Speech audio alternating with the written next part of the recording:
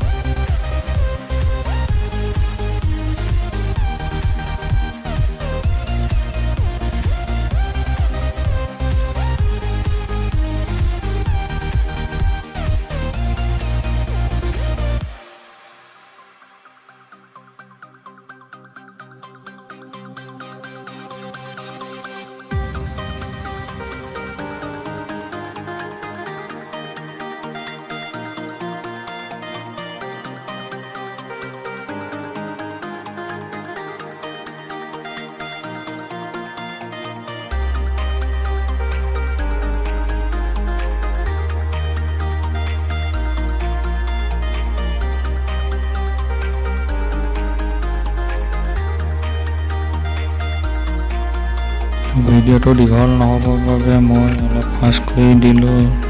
তো মোক লগাওঁতে অলপ সময় লাগিলে, তো দুটা ফেব্ৰিকুইক সম্পূৰ্ণ লগা হ'ল।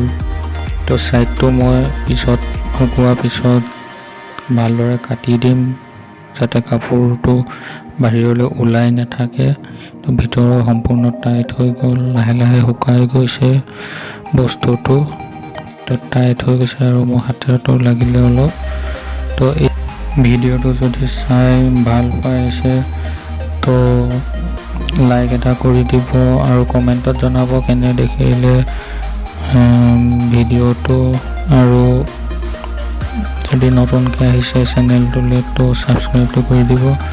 তো এনেদৰে ভিডিঅ' মই বনাই থাকোঁ। তো ফাইনেলি এনেকৈ ইয়াত লাগি যাব আৰু তাৰ ওপৰত কেমেৰাটো লাগি যাব। তো তাত আপুনি কেমেৰাটো লগোৱাৰ পিছত চলাই যাওঁতে ভিডিঅ' ৰেকৰ্ডিং হৈ থাকিব। তো ইয়াত এইটো বস্তু লগাব লাগিব আৰু ইয়াত নটটো লগাই দিব লাগিলে টাইট হৈ যাব। তো নটটো মুঠত আছে, সেইটো লগাই দেখুৱাই দিছোঁ আপোনাক। আৰু এইটো সহজে লাগি যায়। সেইটো লগাৰ পিছত তো মোৰ যোনটো কেমেৰা সেইটো ইয়াত এনেদৰে লাগি যাব। আৰু এনেকৈ লগাৰ পিছত তো তাত ক্লিপটো লগাই দিলে হৈ যাব। আৰু ক্লিপটো লাগি যাব তাতে।